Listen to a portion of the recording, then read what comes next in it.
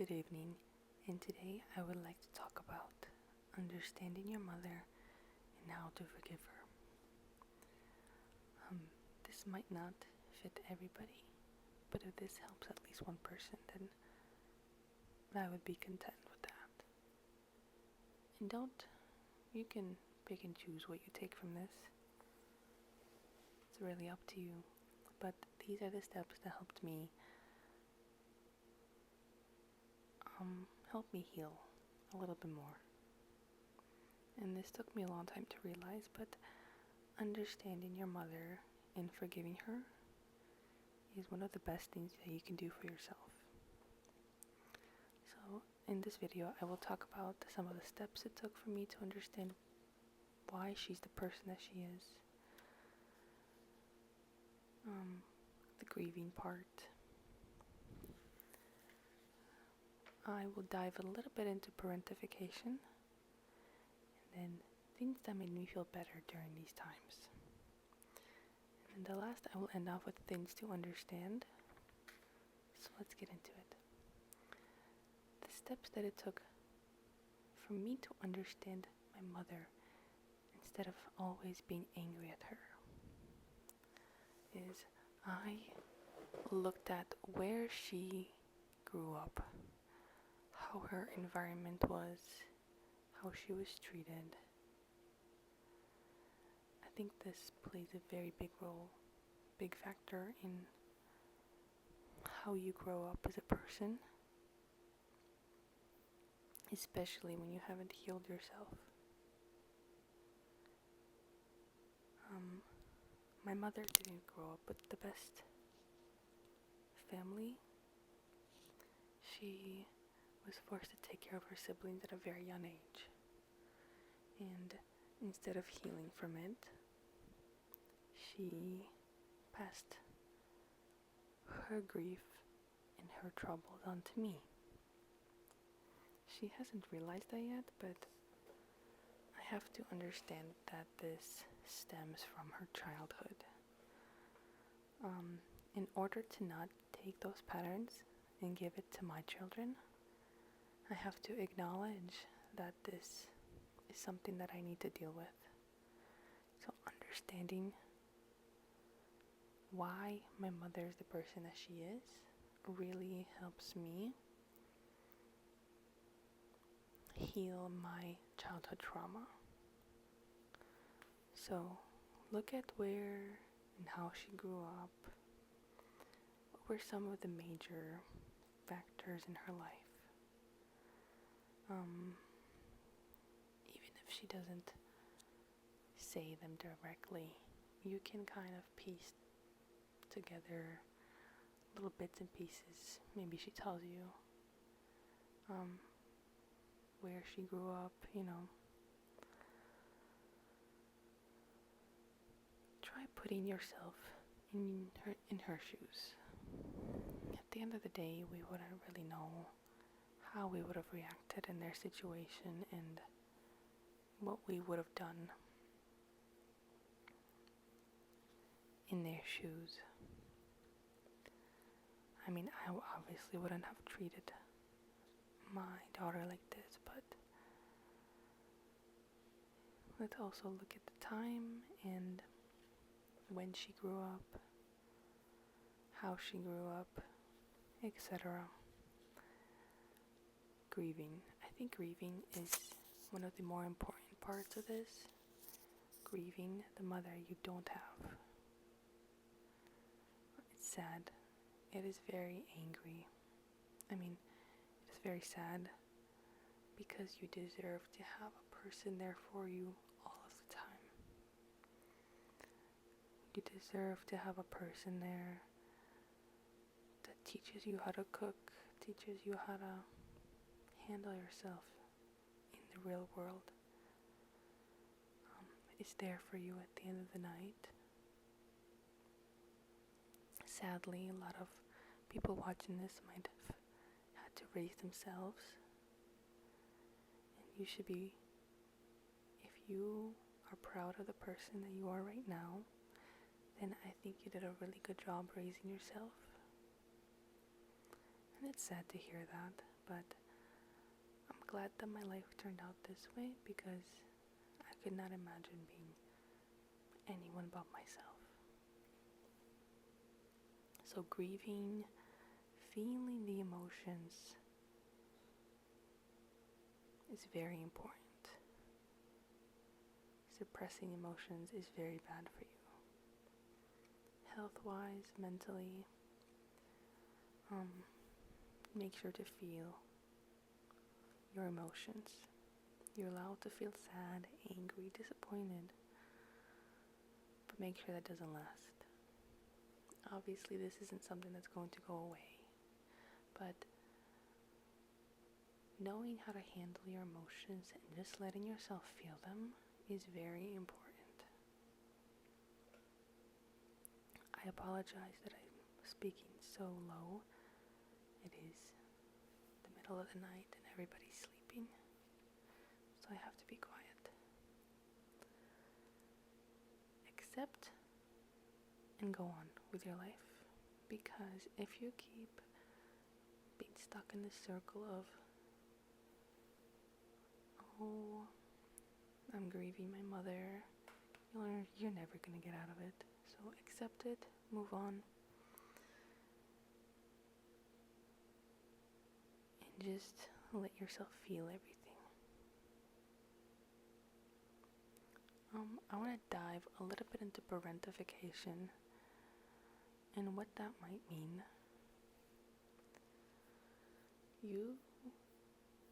My mother especially, she was parentified at a very young age. And she saw that as normal. She didn't see anything wrong with it. So she passed that on to me. You're not, unless you live in a very dangerous household, you're not responsible to take over the motherly part for your mother. Obviously you can be there for her if she's having a little bit of a hard time, but completely taking over her duty as a mother is not something that you should be doing. You should have your own free time and make sure to set boundaries,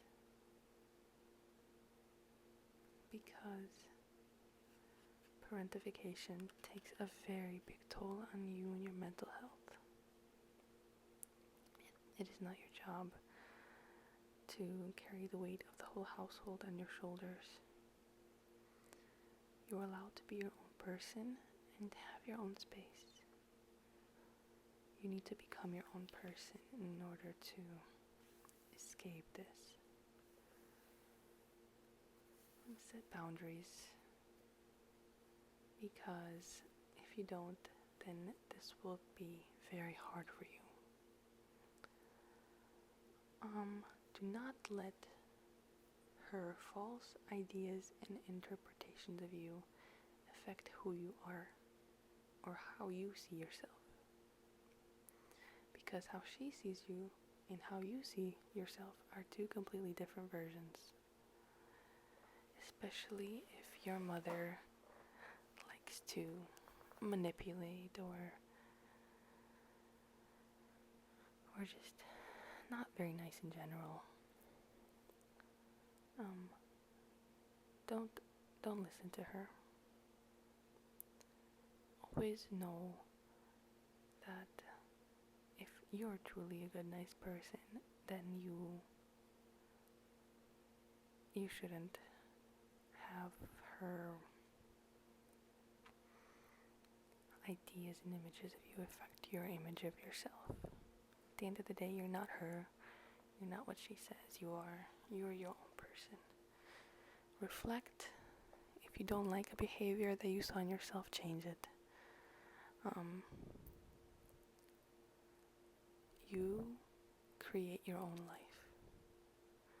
I know you want somebody to come and save you, but they won't.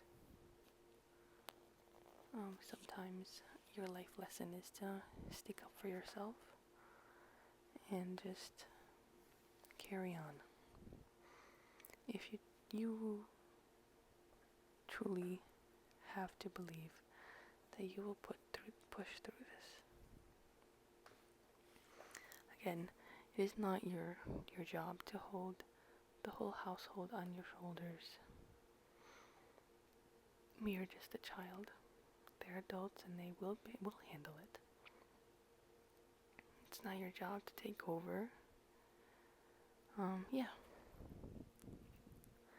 Also, it is very important to teach yourself how to not react. Reaction is very bad for you. You are giving into them. You're allowing them to take from you. Most often, when you react back to their insults or to their just snarky comments, it's bad for you, not for them. So sometimes it's best to stay quiet and just nod, because silence is sometimes the best answer in situations like this. Some of the things that made me feel better would be, I really like journaling, and I think journaling is a very good form of discipline because it's something that you consistently do, even if it's gratitude in the morning or if you write in your phone. That is very important. Journaling is very good. Sometimes I come and journal 1 page, sometimes 4 pages. Depends on how I'm feeling that day. Walking outside in nature is very important for your health, especially in environments like these. These are unpredictable environments that are not good for your nervous system. So you need to have nature, something that you can ground to at the end of the day. Go touch a tree, go walk. I also recommend not putting in your headphones when you walk and just kind of walk and think. That also helps me sometimes. And I also strongly advise to feel your emotions. So sometimes sit in your room and just, stare at the ceiling, sit down, lay down, and just stare. If you fall asleep, you fall asleep, but sometimes you just need to sit with yourself. As uncomfortable as it's going to be, sometimes it's just what you have to do. And it really helps because you get to know yourself more intuitively, and it helped me a lot in my intuition, in knowing people, feeling people, because I can feel myself. I don't have another voice telling me who I am and who I'm not. I know who I am, and I can see other people. I can put myself in their shoes. I can provide solutions in my head, obviously, but just sit with yourself. Doing what you enjoy. For example, I really like reading. That's one of my escapes. I really like philosophy. I really like history books. Linguistics is something I enjoy. I enjoy learning new languages. Pick up skills. Learning a language is free. Reading books, you can read books online. There's many websites with free books. Articles.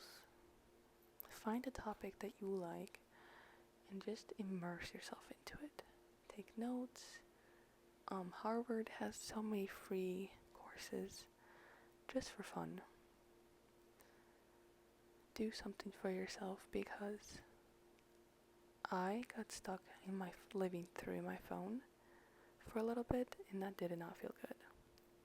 So finding something that keeps you busy is very important. Like, I really like the Harvard classes, for example, books. There is so much free information out there. Learn how to do something that makes you happy. And it's really cool knowing that something about a topic fully, like quantum physics or philosophy. Have a favorite philosopher that you like or that you agree with, maybe. And you shouldn't agree with everything. You should always question things. You should always double check things. Make sure that whatever you're reading, whatever you're researching sits right with you. Yeah. Also, take care of yourself physically and mentally. Those are one of the two biggest things that I would advise, is for you to get exercise and physically and mentally take care of yourself. Take care of your nails. Make sure your hair looks nice. Make sure you wash your face. These things will really help you stay out of a rut. I still have a hard time implementing those things. Like, sometimes my nails, my cuticles would grow out. Just stuff like that.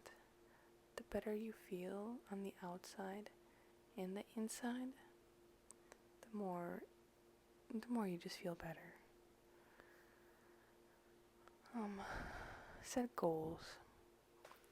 Set goals that are unrealistic, because there is enough to go around. The universe is infinite. What makes you think your goals have a limit? Your goals do not have to have a limit. You can achieve anything in this life. We have the technology.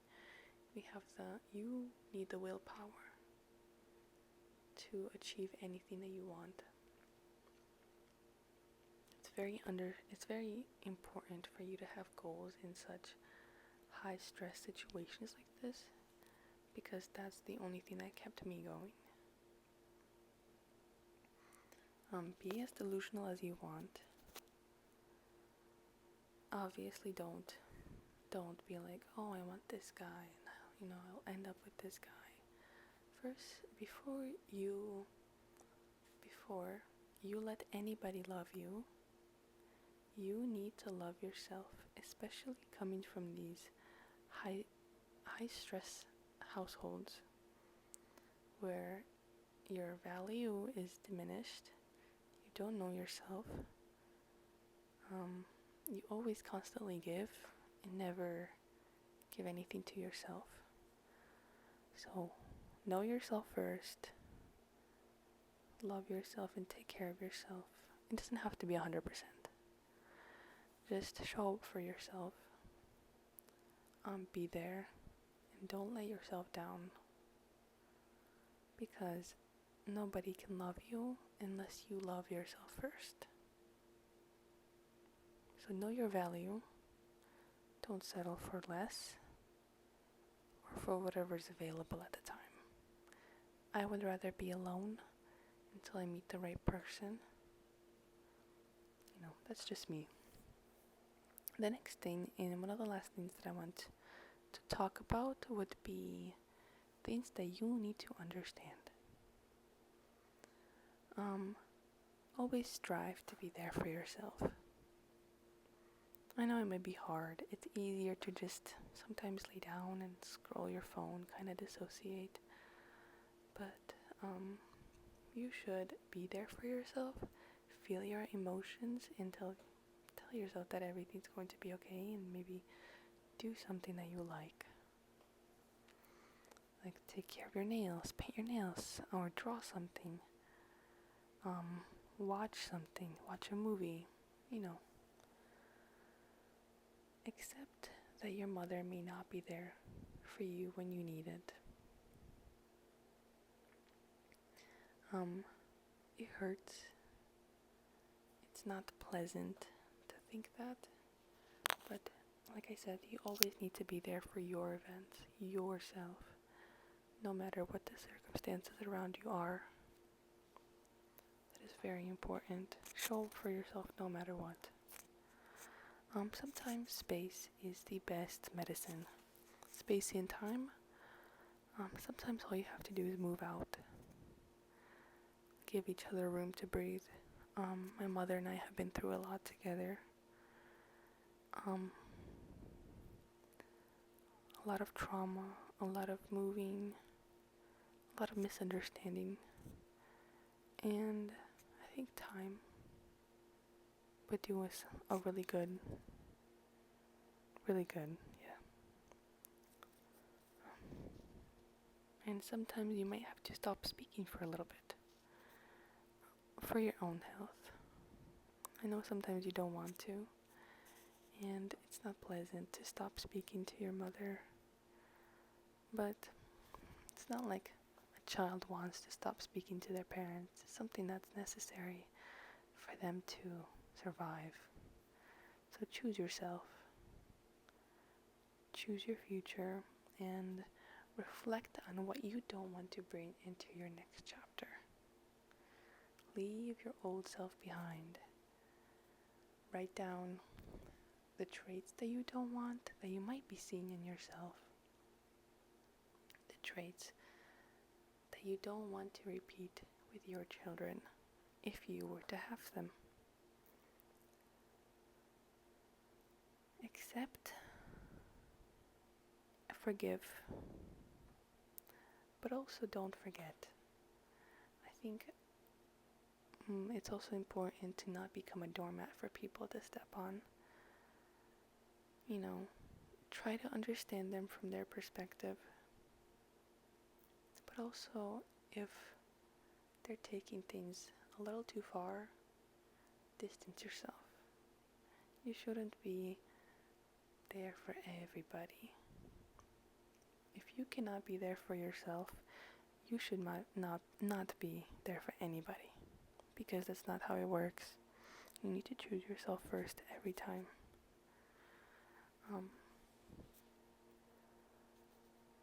Most times we don't want to stop speaking with our parents, but we have to, like I just said, for your own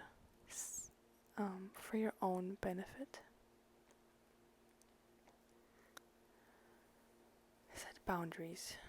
Boundaries are very important, and when you first set boundaries, people are gonna feel it, and they're gonna push. They're gonna become very pushy, very aggressive towards you, because they feel that you're pulling away, you're pulling your energy from them, and that's gonna make them want your energy more, because you're now focusing on yourself. You radiate at a higher frequency, and make sure to protect yourself. And having bad thoughts is okay. Accepting them, just moving on, but don't linger in them. I think a lot of people have bad perception of bad thoughts, and you just have to move on past them. Accept that you have them and move on. You want better for yourself, and you don't want to attract this negativity into your next chapter. Yes, set boundaries, make plans, set goals, anything that helps you get out of this stuckness. Like, I have goals that a lot of people think are pretty out of reach for them, and I don't listen to them. I don't tell them anything anymore, and I just keep them to myself. And those goals really do help me get out of a rut. Like, when I was on my phone 24/7 every day, all day, trying to escape my own mind, seeing and living through people in my phone, at first it helped what I thought motivate me, but then it made me more dependent on my phone and on those people's lives. So instead of me experiencing this life, I was experiencing other people's life. Others content creators, others whatever. I apologize that this YouTube video was quite messy. I did write the notes, but they didn't really go on how I planned, but that's okay. The more I re-record, the less authentic it's gonna get. But anyways, thank you, and I hope you guys appreciated this. Have a nice night.